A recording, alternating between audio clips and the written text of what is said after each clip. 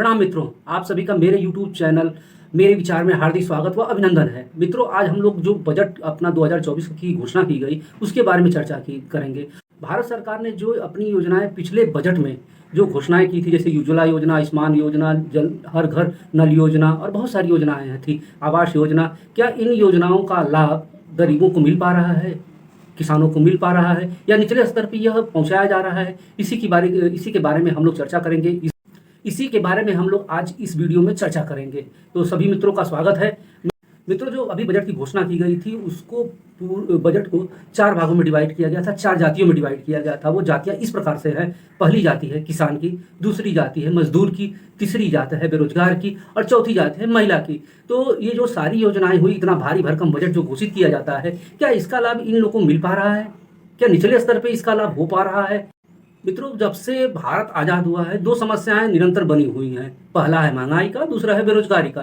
तो बेरोजगारी को दूर करने के लिए जो युवाओं को टारगेट किया गया है, जो युवाओं के लिए लक्ष्य रखा गया है, भारत सरकार ने उस लक्ष्य को प्राप्त करने के लिए इस बजट में क्या किया? उन्होंने बेरोजगारों के लिए यह कहा कि जब वो पहली नौकरी पाएंगे तो उनकी पीएफ में 15,000 रुपये सरकार 5-5 हज़ार रुपये करके जमा करेगी और 500 कंपनियों में जो लोग डिप्लोमा होल्डर हैं या ग्रेजुएट हैं, उन लोगों की ट्रेनिंग के लिए 500 कंपनियों में इंटर्नशिप कराई जाएगी और उन्हें 5,000 रुपये महीना दिया जाएगा। तो क्या आप लोग ये समझते हैं कि इन जो योजनाएं की गई हैं इससे क्या बेरोजगारी दूर हो जाएगी?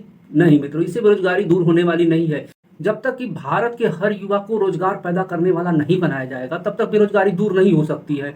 उनको जो भी वो पढ़ाई कर रहे हैं, जिस चीज़ में वो डिप्लोमा कर रहे हैं या जो भी वो हुनर सीख रहे हैं, उसमें उनको अधिक प्रशिक्षण की आवश्यकता है। उन्हें अपना कारोबार करने के लिए धन की आवश्यकता होती है, जो बैंकों में मुद्रा लोन के माध्यम से दी जा रही है। लेकिन यह मुद्रा लोन बैंकों से लेना बहुत ही कठिन है। वो बहुत सारे डॉक्यूमेंट्स मांगते हैं और डॉक्यूमेंट के अलावा वो हमेशा हीला हवाली करते हैं कि ये योजना भी चल रही है, योजना नहीं चल रही है, उसके बारे में वो सही जानकारी नहीं देते हैं।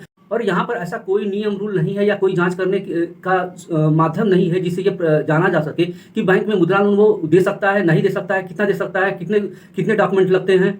जब भी डॉक्यूमेंट की बात होती है तो सामने वाला जो युवा होता है वो बोलता है कि सर इतने डॉक्यूमेंट, ये डॉक्यूमेंट लगने वाले हैं, गवर्नमेंट ने बोला है। जबकि बैंक अपने तरफ से और भी डॉक्यूमेंट लगाती हैं, जिसके कारण कि मुद्रा लोन मिलना बहुत ही मुश्किल हो जाता है, जिससे कि वो युवा निराश हो जाता है और वो रोजगार देने के लायक नहीं रहता है और वो रोजगार ढूंढने लगता है और रोजगारी का शिकार बना रहता है। दूसरी जाति है किसान। किसानों के लिए सरकार ने बहुत सारी योजनाएं की। किसान सम्मान योजना की, किसान सम्मान योजना जो कि 2,000 रुपये पर 3 महीने पे दिए जाते हैं। तो क्या इससे किसानों को लाभ हो रहा है? क्या किसानी इससे हो जाएगी? नहीं मित्रों, ये 2,000 रुपये से किसानी नहीं होने वाली है। इसके लिए एक विस्तृत योजना की आवश्यकता है। इसके लिए किसान बहुत ही दिनों से आंदोलन कर रहे हैं। वो चाहते हैं कि उनकी फसल का उचित एमएसपी मिले, जिससे कि वो अच्छे मार्केट में बेच सके।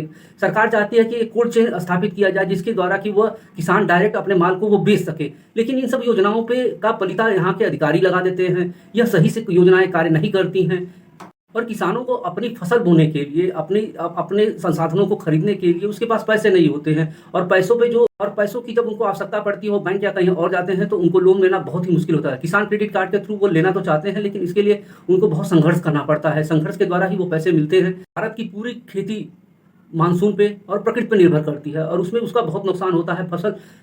फसलों का इंश्योरेंस तो होता है लेकिन उससे लाभ नहीं मिल पा रहा है। तो यही सब सारी समस्याएं आती हैं। किसानों को एमएसपी दी जाए, इसके लिए बहुत दिन से आंदोलन है, लेकिन वो आंदोलन के कारण भी वो चीज़ नहीं हो पा रही है। इसके लिए सरकार को सोचना होगा। किसानों की स्थिति दिन प्रतिदिन खराब होती जा रही है, इसको सरकार को ऊपर लाना होगा, न कि बड़े उद्योगपतियों को। और गरीबों के लिए बहुत सारी योजनाओं की आवश्यकता है। मजदूरों के लिए आवश्यकता है, मजदूर कानून में सुधार की आवश्यकता है। जो लोग रोज कमाते रोज खाते हैं, उनकी भी व्यवस्था करना जरूरी है। उनके स्वास्थ्य की व्यवस्था करना जरूरी है, उनके बच्चों की शिक्षा की व्यवस्था करनी जरूरी है। स्वास्थ्य को लेकर यहाँ पर एक बात है कि आयुष्मान कार्ड, जो कि केवल इस स्तर पर दिया जा रहा है कि आपके घर में अगर 6 लोग राशन कार्ड में है तो आपको दिया जाएगा, अन्यथा नहीं दिया जाएगा। ऐसी कोई और व्यवस्था की जाए कि जो कि जिनकी इनकम 6 लाख पर एनम से कम है, उन सारे लोगों को यह आयुष्मान कार्ड दिया, जिससे कि लोगों की बचत हो सके और उस बचत से भारत की जीडीपी बढ़ सकती है। यहाँ पे शिक्षा का भी ख्याल किया जाए, क्योंकि शिक्षा आज के डेट में सबसे महंगी चीज है और आज का भारतीय सबसे ज्यादा अपनी बचत का खर्च स्वास्थ्य में और शिक्षा में कर रहा है। तो इस बजट में शिक्षा और स्वास्थ्य पे कितना खर्च किया गया है यह तो कहना बहुत ही मुश्किल है, लेकिन मैं यह चाहता हूँ कि आयुष्मान कार्ड और शिक्षा में बहुत ही सुधार की आवश्यकता है। आयुष्मान कार्ड सभी लोगों को दिया जाना चाहिए, जो गरीब हो, अमीर हो, और जो लोग गरीब हो उनको दिया जाना चाहिए, और जिससे कि वो अपनी बचत कर सकें और बचत को बढ़ा सकें। और चौथी और अंतिम जाति है वह है महिला। महिलाओं के बारे में बहुत सारी योजनाएं बनती हैं, लेकिन ग्रामीण स्तर पर उसको पहुंचाने में बहुत ही दिक्कतें हो रही हैं। महिलाओं में जागरूकता का अभियान करना बहुत मुश्किल हो रहा है।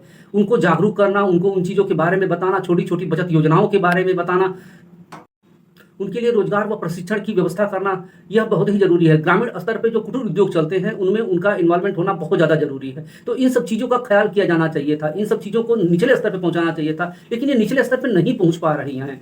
में ये बात है कि बजट में सबसे बड़ी घोषणा आंध्र प्रदेश और बिहार को की गई है। क्या अन्य राज्य नहीं है? क्या अन्य राज्यों में उनकी आवश्यकता नहीं है? केवल बिहार और आंध्र प्रदेश के लोगों की है? क्योंकि आपको अपनी गद्दी बचानी थी, इसलिए आपने किया, इन राज्यों के बारे में सोचा। बिहार को विशेष राज्य का दर्जा देना था, लेकिन नहीं दिया गया। हमें इस पर कोई आपत्ति नहीं है कि बिहार और आंध्र प्रदेश को विशेष दर्जा दिया गया बजट में, लेकिन अन्य राज्यों को भी देना चाहिए था। अन्य राज्य भी इसकी की आवश्यकता है, अन्य राज्यों को भी इनका लाभ मिलना चाहिए था। पूर्वी क्षेत्र, जो कि पूर्वी क्षेत्र हैं, पूर्वी राज्य हैं, वहाँ पे भी बहुत ज़्यादा आवश्यकता। उत्तर प्रदेश, झारखंड और छत्तीसगढ़, ये भी राज्य हैं जहाँ पे कि अच्छे से अच्छे उद्योग लगाए जाए, अच्छे से अच्छे उद्योग लगाने की व्यवस्था की जाए और अच्छा इन्वेस्टमेंट लाया जाए। ये बहुत ही आवश्यकता है। था मेरे विचार से एक बजट पे मोटा सा मेरा विचार। मेरा लास्ट में यही कहना है कि योजनाएं कोई भी हो, अंतिम स्तर तक पहुँचनी चाहिए। धन्यवाद।